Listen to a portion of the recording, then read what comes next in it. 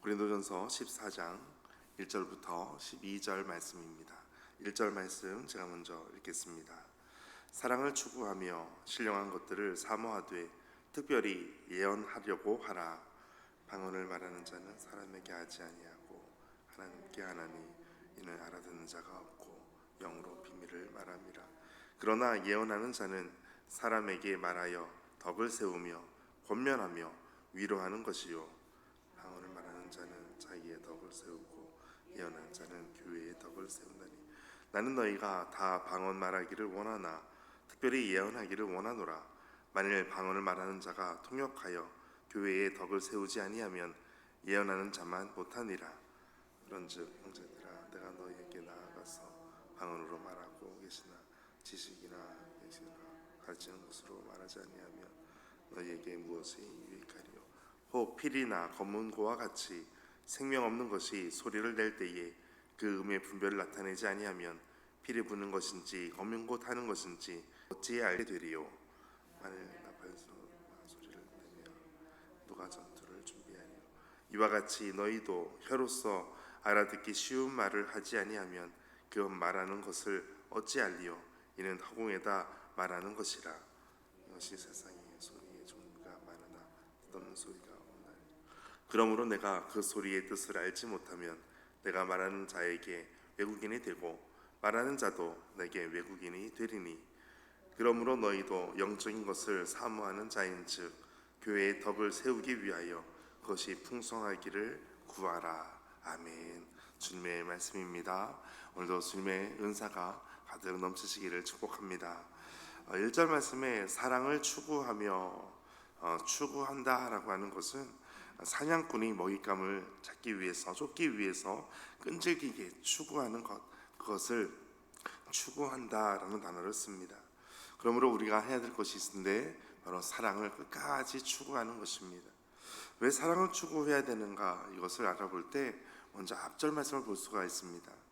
이 앞절을 보는 것은 고린도전서 13장 사랑장에서 찾기보다 오히려 12장 마지막 절 31절을 보면 너희는 더욱 큰 은사를 사모하라. 내가 또한 가장 좋은 길을 너희에게 보이리라. 가장 좋은 길, 이것을 너희에게 보일 것이다. 그리고 그 이어서 하시는 말씀이 13장을 뛰어넘어 14장으로 넘어와서 답을 찾습니다.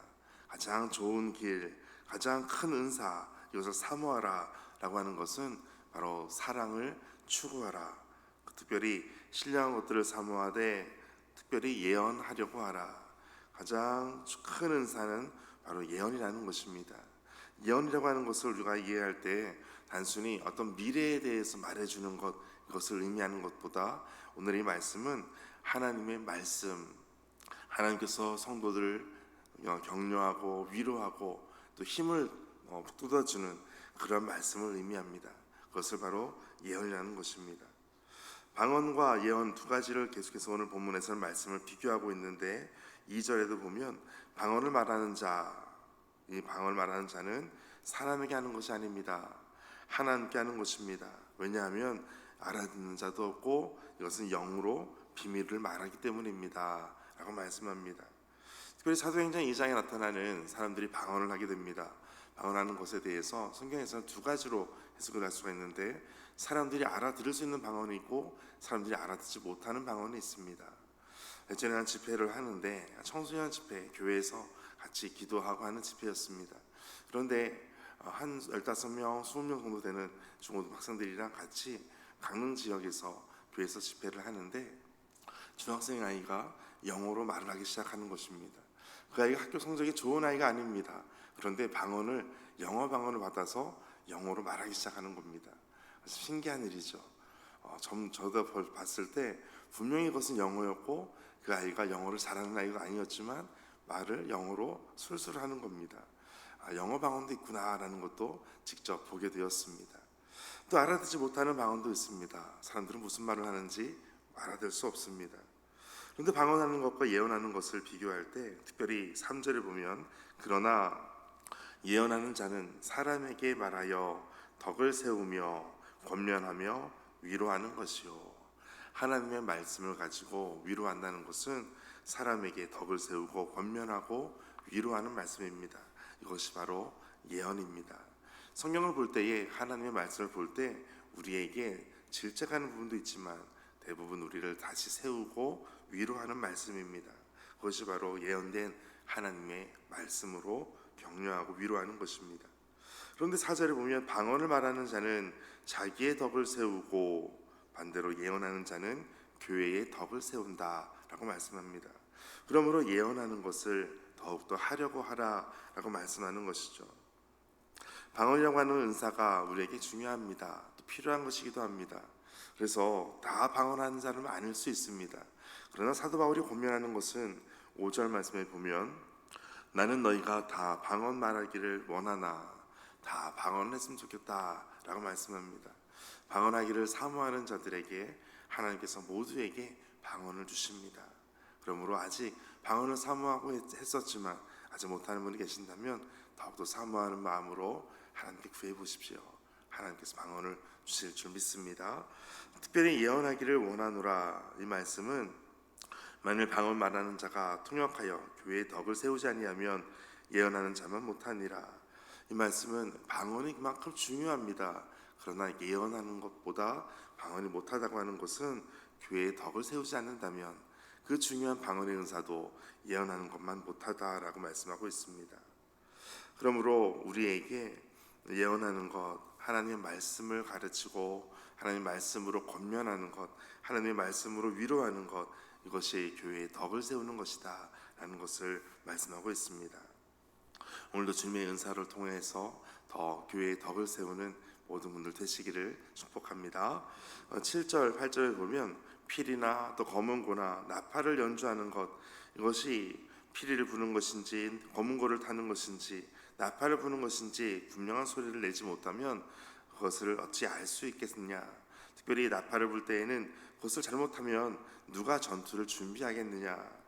마찬가지로 교회 안에서도 말하는 것도 다른 사람에게 이해가 되어야 되고 유익이 되어야 함을 말씀하고 있습니다.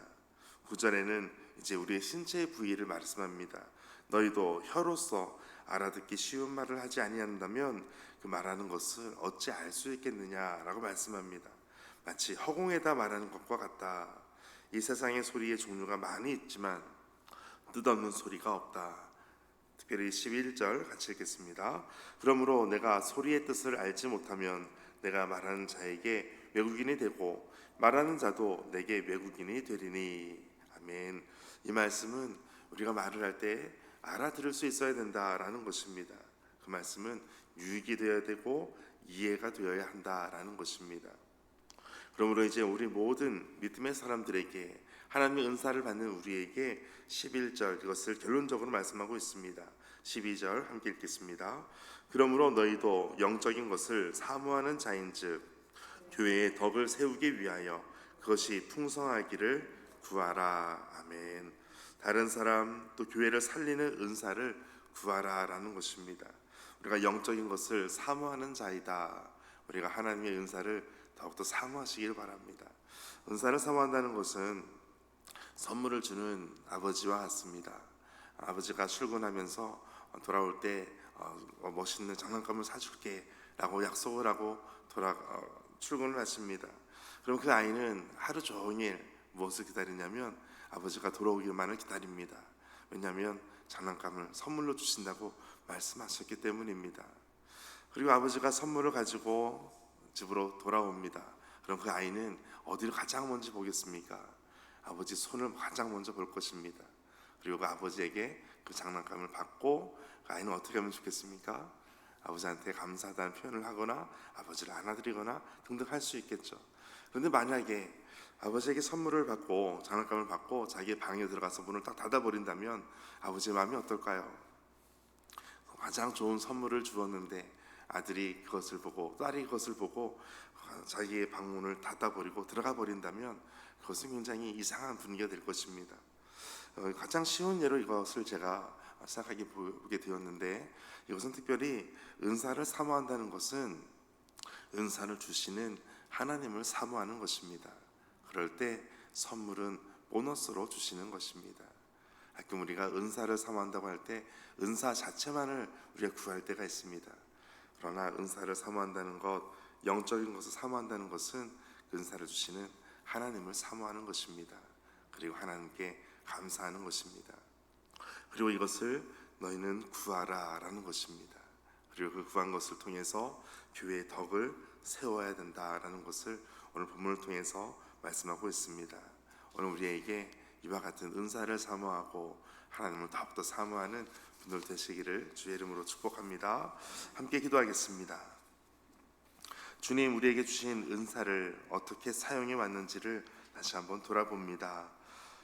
자신을 돋보이게 하는 화려한 소리가 아니라 상처 입은 영혼을 살리는 따뜻한 말이 우리의 입술에서 흘러나오기를 원합니다.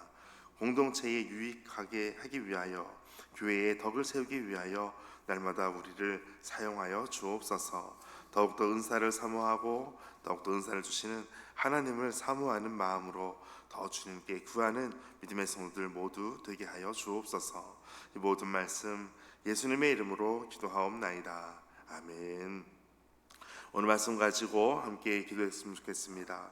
하나님, 오늘 우리에게 말씀해 주실 때 하나님께서 주시는 그 은혜들, 그 은사들을 가지고 더욱더 나아가게 하여 주옵소서.